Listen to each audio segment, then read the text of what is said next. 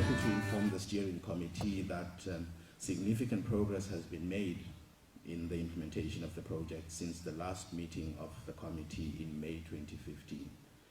The system went live as scheduled in all our commercial borders and inland customs clearance offices on the 1st of February 2016. To date, all non-commercial borders, save for only one, which is a border up north at a place called Bulembu, and at the post office, those are the ones that have not been connected, but everybody else, or all the other sites, have been connected. Unlike many administrations which have implemented a similar system ahead of us, we opted for what we term the Big Bang approach instead of phasing it in. Despite a few connectivity challenges which were experienced during the first few days of implementation, this approach presented a number of advantages as reporting information was now sourced from one platform instead of two separate systems.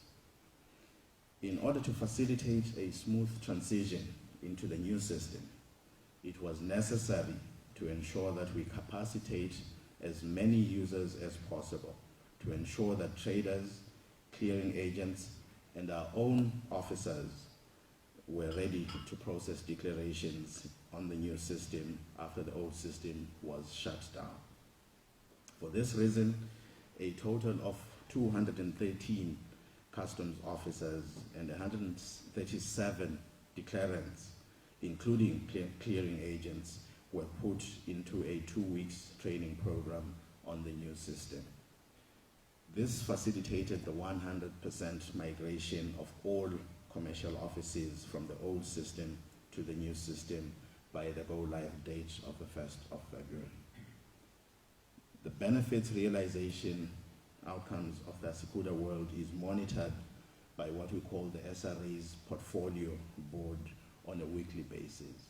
This is a team that gets together to track progress on all SRA projects, which is at an executive management level.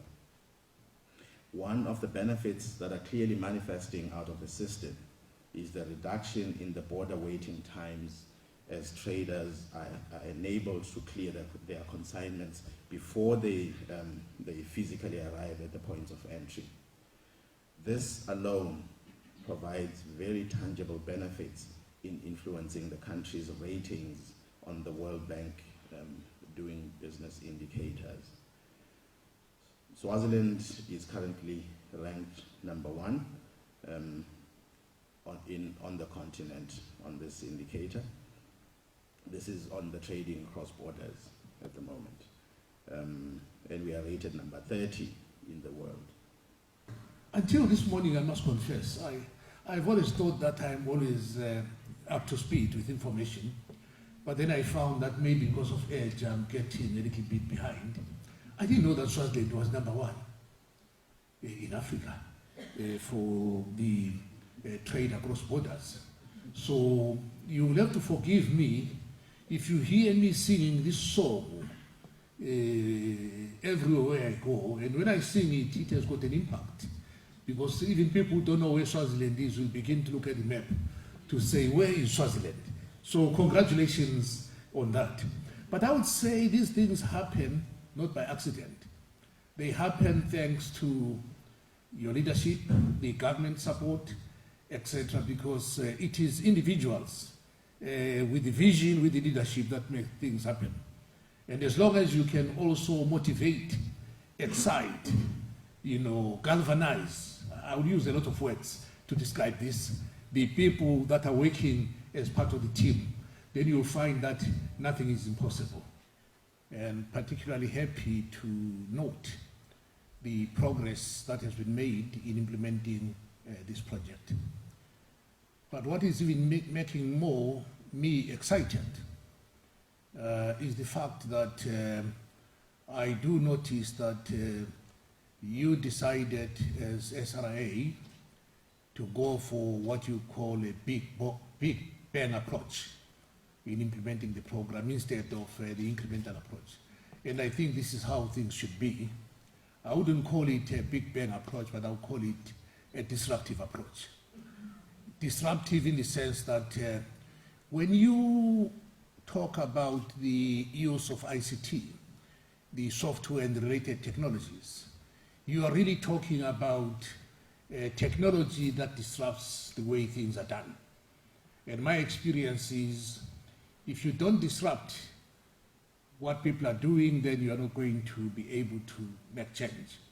It is through disrupting the business processes that exist through the application of ICT aided by particular software modules that we are able to make progress.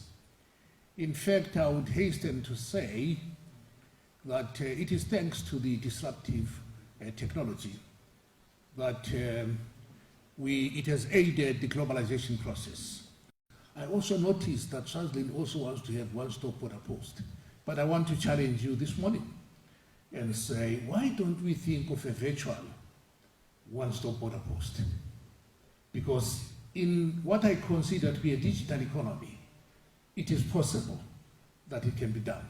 We shall be rolling out that particular system on a pilot basis in the next 3 months on some of the corridors where we have our virtual trade facilitation system operational, because it will do the same thing, perhaps even at a lesser cost than that.